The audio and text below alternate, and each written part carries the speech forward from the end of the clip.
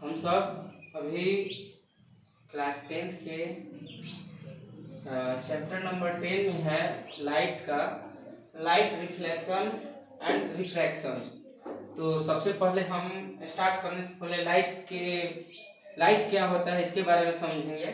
तो light is a form of energy. जो light होता है एक प्रकार की एनर्जी है जो विच इनेबल अस टू सी, जिसकी मदद से हम किसी भी ऑब्जेक्ट को देख सकते हैं।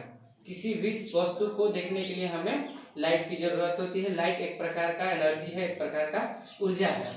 आगे देखते हैं लाइट का कुछ प्रॉपर्टीज होता है। जैसे light tends to travel in straight line. जब भी लाइट रे है वो कभी भी चलेगी तो वो स्ट्रेट लाइन में चलेगी, जब भी चलती है स्ट्रेट चलती है। तो ये हो गया। और it is an electromagnetic wave. ये क्वेश्चन आता है कि लाइट कैसी वेव है। तो ये light is an electromagnetic wave. It does not require any medium, मतलब कि ये इलेक्ट्रोमैग्नेटिक वेव है, इसे किसी भी मीडियम की जरूरत नहीं। ये वैक्यूम में भी ट्रेवल करेगा, ये एयर में भी ट्रेवल करेगा। ठीक है।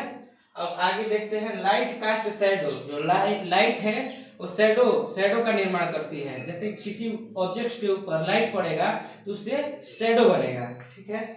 और 4 नंबर में आते हैं 4 speed of light in air और वैक्यूम। जो कैलकुलेट किया गया है स्पीड ऑफ लाइट जो वैक्यूम और एयर दोनों में सेम होता है, उसका होता है 3 × 10⁸ मीटर पर सेकेंड।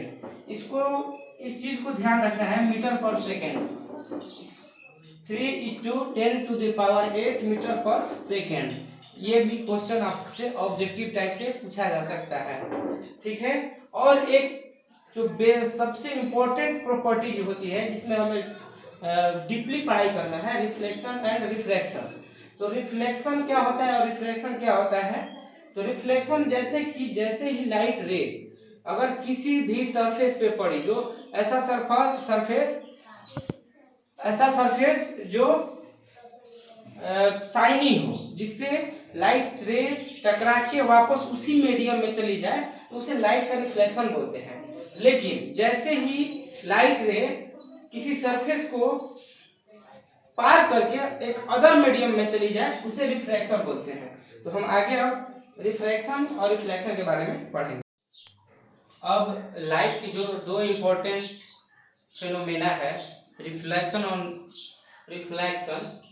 तो सबसे पहले हम रिफ्लेक्शन देखते हैं। रिफ्लेक्शन क्या होता है। When light bounce back after a strike a polished surface। इधर मैंने रफ सरफेस रखा है, इधर पॉलिश्ड सरफेस रखा है। तो देखिए सरफेस से 90 डिग्री पे नॉर्मल बनता है, तो ये नॉर्मल बोला जाता है।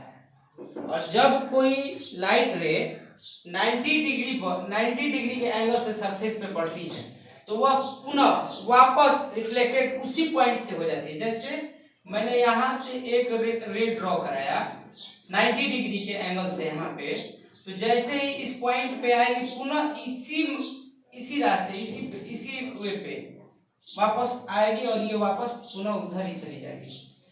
अब देखिए अगर इंसिडेंट रे, तो हम रिफ्लेक्शन समझ रहे हैं अभी। अगर हम कहीं से भी 90 डिग्री छोड़ के कहीं से भी कोई रे ड्रॉ करते हैं सरफेस पे, मान के चलिए यहाँ से मैंने एक रे ड्रॉ किया है, जो सरफेस की तरफ आने वाली रे होती है उसको इंसिडेंट रे बोलते हैं। जो लाइट की सरफेस पे पड़ने वाली रे होती है उसको इंसिडेंट रे बोलते हैं। और जो सरफेस पे पड़ने के बाद जो रिफ्लेक्ट हो जाती है उसको रिफ्लेक्टेड रे बोलते हैं। ठीक है। तो यही होता है हमारा रिफ्लेक्शन क्या होता है। जब कोई लाइट रे किसी पॉलिश्ड सरफेस पे पड़े और पॉलिश्ड सरफेस से पड़ने के बाद वो पुनः उसी मीडियम में रिफ्लेक्ट कर जाए, उसको रिफ्लेक्शन बोलते हैं। इसमें क्या होता है, यहाँ पे इसको नॉर्मल बोलते हैं। ये जो लाइट रे जो पड़ती है वापस स्ट्राइक करती है यहाँ पे, उसको इंसिडेंट रे बोलते हैं। और जो स्ट्राइक करने के बाद जो रे मुड़ जाती है उसको रिफ्लेक्टेड रे बोलते हैं। यहाँ देखिए ध्यान से देखिए, यहाँ 2 एंगल भी बन रहा है।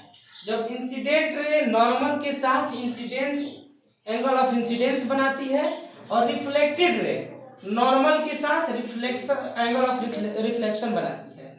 चलिए रिफ्लेक्शन क्लियर। और रिफ्लेक्शन के नियम होते हैं, लॉ ऑफ रिफ्लेक्शन। फर्स्ट में क्या है, द इंसिडेंट रे और रिफ्लेक्टेड रे नॉर्मल तीनों एक ही पॉइंट पे लाई करेगा। समझिए, इंसिडेंट रे, रिफ्लेक्टेड रे और नॉर्मल, या ये मिरर है या प्लेन है, ये जो भी सरफेस है एक ही पॉइंट पे लाई करना चाहिए, मतलब तीनों एक ही पॉइंट पे स्ट्राइक करना चाहिए फर्स्ट। और सेकंड में है angle of incidence is equal to angle of reflection, मतलब जिस एंगल से ये सरफेस पे पड़ी स्ट्राइक की है, मान लीजिए 60 डिग्री से स्ट्राइक कर गई सरफेस पे, तो ये 60 डिग्री से ही रिफ्लेक्ट भी कर जाएगी, मतलब angle of incidence equals to angle of reflection. Angle of incidence equals to angle of reflection, angle I equal to angle R. यही दो नियम होते हैं, इसको याद कर लीजिएगा। लॉ ऑफ रिफ्लेक्शन क्या होता है, रिफ्लेक्शन क्या होता है। अब हम लोग कल लाइट का रिफ्लेक्शन देखेंगे, रिफ्लेक्शन क्या चीज होता है।